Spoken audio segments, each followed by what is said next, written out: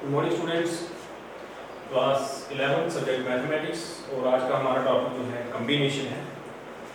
सो एक क्वेश्चन जो है एक्सरसाइज 7.3 जिसमें हम परमुटेशन पढ़ रहे थे, एक क्वेश्चन लास्ट लेक्चर में रह गया था, सो वो क्वेश्चन कंप्लीट कर लेते हैं। In how many ways can the letters of the word permutations be arranged if the words start with P and ends with S. So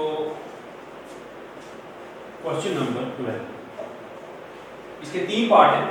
थोड़ा सा क्वेश्चन लंबा है तो एग्जाम में तीनों पार्ट भी आ सकते हैं। तो 9 आंसर क्वेश्चन में एक पार्ट भी आ सकता है, दो भी आ सकते हैं। सो टोटल लेटर्स देखते हैं। द वर्ड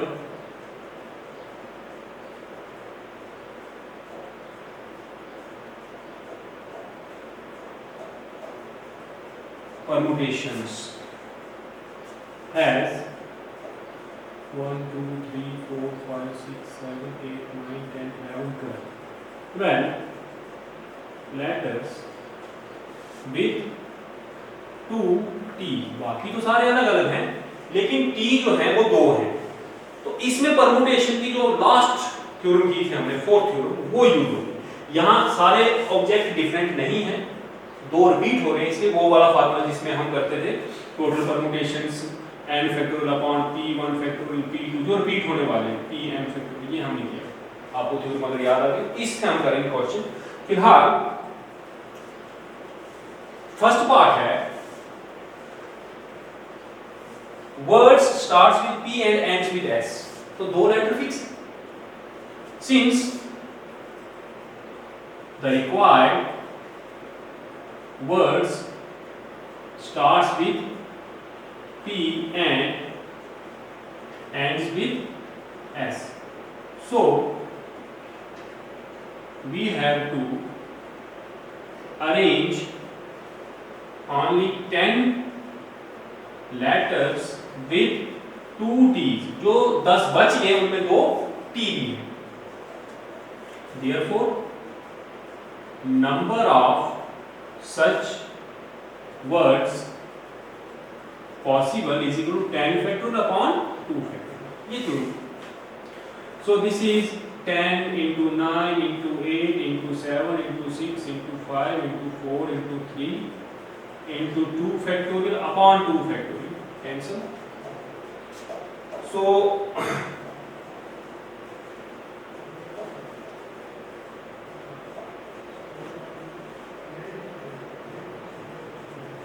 ये होगा 1814400। चेक कर लेते हैं आंसर।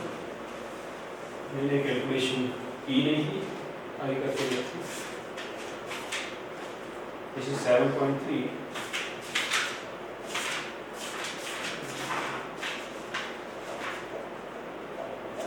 Question number 12 1814400। तो बिल्कुल सिंपल क्वेश्चन है, लेकिन जब भी परमुटेशन के क्वेश्चन आए तो आपने देखा इसमें हमारे पास अलग अलग सिचुएशंस आती हैं। सारे लेटर डिफरेंट हो और रेपिटेशन ना हो। पहली सिचुएशन उसको हम NPR लिखते हैं। दूसरी सिचुएशन थी कि सारे लेटर डिफरेंट हो लेकिन रेपिटेशन हो, तो उसमें N की पावर R। और तीसरा केस ये था कि जब लेटर सारे के सारे डिफरेंट ना हो, कुछ रिपीट होते, तो जो रिपीट होते हो जितनी बार वो रिपीट होते हो उतनी बार फैक्टोरियल करके जितने जितने लेटर हो उससे हमें डिवाइड करना। सो ये था फर्स्ट पार्ट।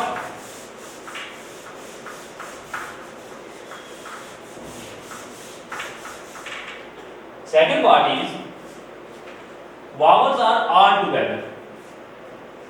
देखिए वावल्स यहां कितने हैं, 1 2 3 4 5, ऐसे ही 5 होते हैं लेकिन यहां रिपीट भी हो सकते हैं। यहां रिपीट नहीं, वही 5 वावल्स हैं।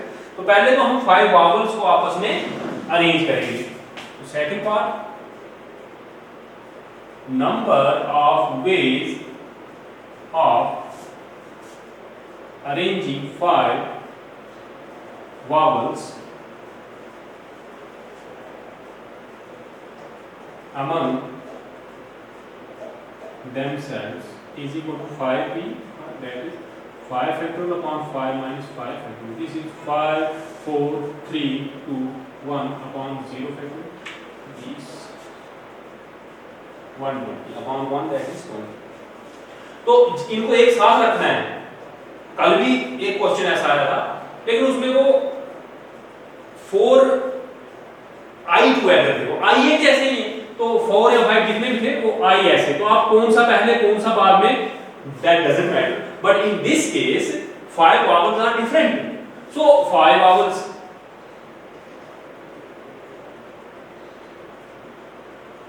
can be like this, or a e o I like this। तो इतनी 120 इनकी आपस में रेंज रखेंगे इकट्ठे, मतलब एक ऑब्जेक्ट बना लेंगे हम वावल्स का, लेकिन आपस में तो अरेंज होंगे ना वो। तो 5 वावल आपने अरेंज कर दिया, उनका बना दिया एक लेटर। उसके बाद ये 12 थे, 5 निकाले 7, तो 7 वो भी है, तो टोटल कितने हो गए 8। अब इन 8 को आपस में अरेंज करो, जिनमें क्या है 2 टी भी है। So now consider the 5 vowels as one object,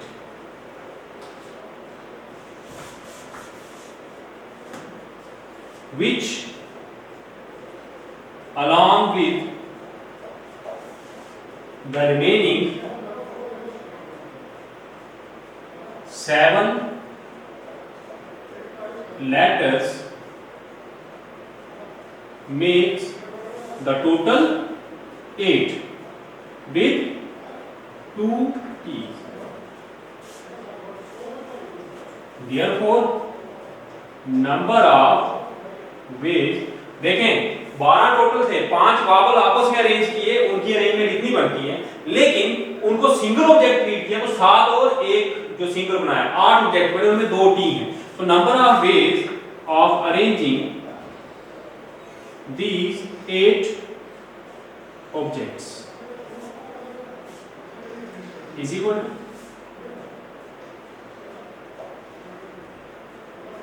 8 factorial upon 2. So this is 8 7 6 5 4 3 2 factorial upon 2 factorial, that is ये टोटल हो जाएगा 2016। तो 8 ऑब्जेक्ट्स, लेकिन इन 8 के अंदर एक ऑब्जेक्ट ऐसा था जिसमें 5 वावल्स हैं, वो इतनी वेज में अरेंज हो सकते हैं। तो total fundamental principle of by fundamental principle of counting, total such words possible is equal to 120 into 20160। So answer check कर लें, ये 2419200 है। पहला ऐसा क्वेश्चन आया था एक, वो क्वेश्चन था क्वेश्चन नंबर 10। सो ये 11th क्वेश्चन है। तो 10th क्वेश्चन में आई थे, 4 आई आपस में अरेंज करने थे, तो उसका एक ही तरीका है, चारों आई वो सेम चीज है, आइडेंटिकल ऑब्जेक्ट्स हैं। यहाँ ऑब्जेक्ट्स डिफरेंट थे, तो उनको आपस में अरेंज इतने वेज में किया जाता है, बाकी जब वो 8 में उनको अरेंज करने के ये वेज, तो टोटल वेज कितने होंगे, फंडामेंटल प्रिंसिपल ऑफ काउंटिंग कहते हैं, दोनों को मल्टीप्लाई करो, this is your answer. Third part language आप खुद लिखेंगे, थोड़ा सा डिफिकल्ट पार्ट है, मैं आपको समझा देता हूं, फिर आप इसको करें।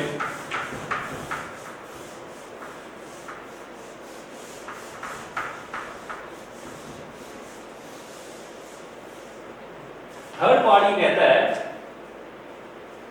There are always 4 letters between P and S। P और S के बीच में हमेशा 4 लेटर्स रहेंगे। देखें टोटल प्लेसेस हैं 12।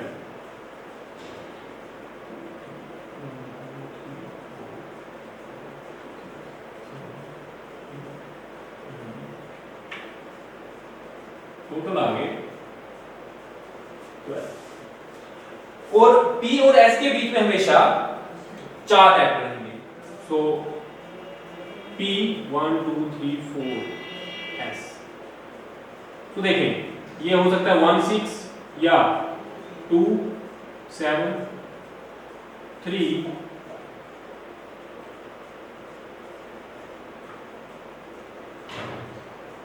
तो टोटल कितने हुए 7। अगर मैं P पहले रखता हूं और S बाद में रखता हूं तो कितने तरीके हुए, P एंड S हो गए 7। और अगर पहले s रखता हूं और बाद में p रखता हूं तो उसके भी 7, बीच में 4 प्लेसेस खाली छोड़ने। तो टोटल वेज s और p को अरेंज करने के टोटल वेज हो गए 7 + 7 = 4। तो p और s अरेंज हो गए। अब आपको बाकी लेटर जो अरेंज करने हैं वो 10 हैं और उन 10 में 2 t हैं, तो टोटल वेज ये होगा रिमेनिंग 10 को अरेंज करने के लिए। तो टोटल कितना होगा 14 × 10। This will be your answer. लिखने में आपको टाइम लगेगा, कैसे लिखेंगे? Number of ways of arranging p and s by leaving 4 space vacant in between them, or by placing 4 letters in between them is 7. Similarly, number of ways of arranging s and p 7. So the total number of ways of arranging s and p will be 14. So 12 total थे, आपने 14 veg में p और s सिर्फ 2 arrange किए, बच गए 10। उन 10 में क्या है 2 t भी हैं, तो परम्यूटेशन टोटल कितनी बनेगी? 10 इसी का। इसके साथ आपकी जो परम्यूटेशंस हैं ये खत्म हो जाती हैं। नेक्स्ट टॉपिक आपका जो है कॉम्बिनेशन, यही लास्ट टॉपिक है चैप्टर का। तो आज का टॉपिक मैंने हेडिंग यही लिखी थी। एक क्वेश्चन था, थोड़ा 10 मिनट लग गए इस क्वेश्चन में, 10-12 मिनट, क्योंकि क्वेश्चन थोड़ा कॉम्प्लिकेटेड था, आप कंफ्यूज हो सकते थे, इसलिए मैंने उसको इन डिटेल कराया। Next topic is combination. So permutation क्या है, मैं एक एग्जांपल से बता देता हूं। मैंने 3 ऑब्जेक्ट आपको बताए थे distinct A B C, taking 2 at a time, take 2। So permutations आपने पढ़ ली है। तो परम्यूटेशन बनती थी AB BA AC CA BC CB, तो 6 परम्यूटेशन बनते। तो इसका मतलब था परम्यूटेशंस को हम अरेंजमेंट भी कहते हैं। कॉम्बिनेशन जो है, कॉम्बिनेशन को कहते हैं सिलेक्शन। इसमें ऑर्डर मैटर नहीं करता है। तो सिलेक्शन में A B B C C A क्या इसमें क्या है A B and B A are distinct, ये अलग अलग परम्यूटेशन है। इसमें आप A B लिखें या B A लिखें एक ही चीज है, B C लिखें या C B लिखें एक ही चीज है। सो सेम डेफिनेशन बनेगी। उसकी डेफिनेशन क्या थी? The number of arrangements of n distinct object taking r at a time, taking all or some at a time is called permutation. So combination में क्या है?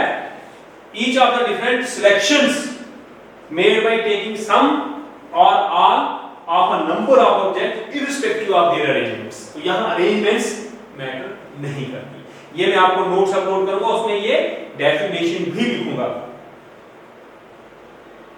उसके बाद ये नोट भी लिखूंगा कि इनमें डिफरेंस क्या है, पॉइंट ऑफ डिफरेंस की। एक सबसे बड़ा डिफरेंस जो इनके बीच में वो ये है कि arrangements means permutation, selection means combination. So here order does matter, order जरूर मैटर करता है, 100% मैटर करता है। ए बी और बी ए परम्यूटेशन देखी जाए तो अलग अलग है, लेकिन कॉम्बिनेशन के हिसाब से देखें तो ए बी लिखें या बी ए लिखें, सिलेक्शन है तो 2 सिलेक्शंस, ए बी वही सिलेक्शन में 2 सिलेक्ट किए आपने, बी ए लिखो तब भी वही 2 सिलेक्ट किए, तो इसमें ये फर्क नहीं पड़ता है। और एग्जांपल्स के लिए जैसे मैंने ये एग्जांपल दी थी परम्यूटेशन में, वैसे ही कॉम्बिनेशन में एग्जांपल दोगे तो टोटल 3 कॉम्बिनेशंस बनेगी जब आप 3 में से 2 ऑब्जेक्ट सिलेक्ट करते हो, जबकि परम्यूटेशन कितनी बनती है? 6 बनती है। उसके बाद नोटेशन, परम्यूटेशन में n ऑब्जेक्ट्स में अगर हम r objects where r is, इसको हम कहते थे परम्यूटेशन, लेकिन कॉम्बिनेशन में n c r लिखा जाता है, taking some or all at a time. So this symbol denotes this is a notation for combination. ये combination के लिए notation।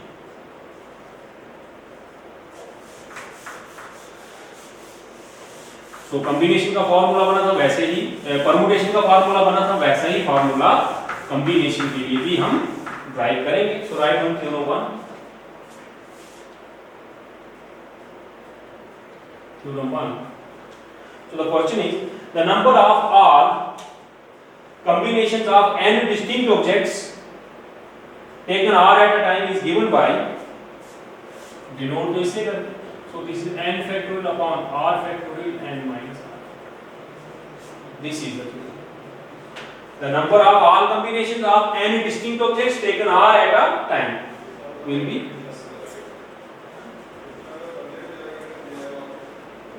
प्रूफ।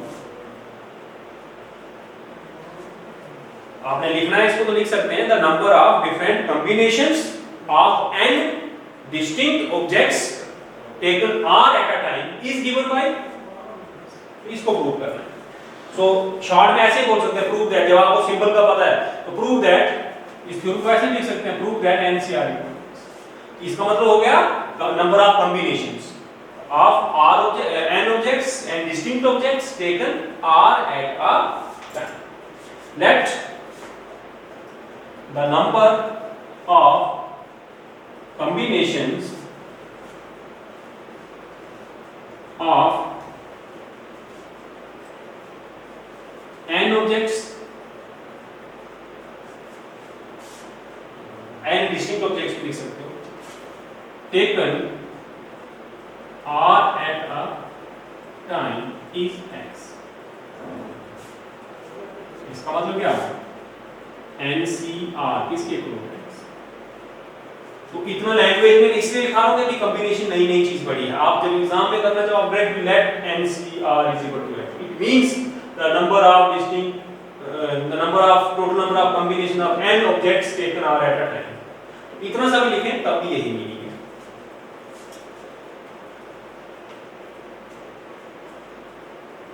देखें ये जितने भी कॉम्बिनेशंस बनेगी, मैंने जो अभी examples the A B C तीन ऑब्जेक्ट्स थे, मतलब n की जगह आ गया 3, R की जगह 2 ले लो, दो ऑब्जेक्ट एट अ टाइम ले लो, तो आप A B B C C ये तीन कॉम्बिनेशन, हर एक कॉम्बिनेशन में कितने कितने ऑब्जेक्ट्स थे? R object. तो यहां भी हर कॉम्बिनेशन में ऑब्जेक्ट्स कितने होंगे? टोटल ऑब्जेक्ट नहीं होते कॉम्बिनेशन, कॉम्बिनेशन में R होता है। सो देखें since each combination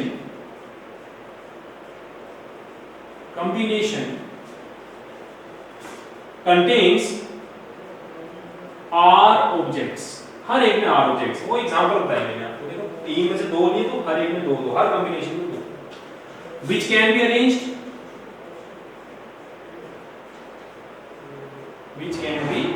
arranged among themselves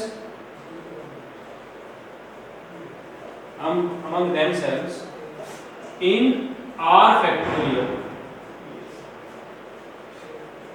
क्यों? आपस में अरेंज करने हैं तो R में से R को अरेंज करना है, अरेंज का मतलब ये होता है। ये कितना हो गया? R factorial upon R minus R factorial, this is R factorial upon 0। Arrange है, सिलेक्शन नहीं बोला मैंने, ये कॉम्बिनेशन ये क्या है? उन R ऑब्जेक्ट्स को आपस में अरेंज करना है। इसका मतलब 10 each combination give rise to R factorial permutations। Therefore हर एक इतनी परमुटेशंस बनाएंगे, हर एक कॉम्बिनेशन में अरेंज करने के कितने तरीके होंगे?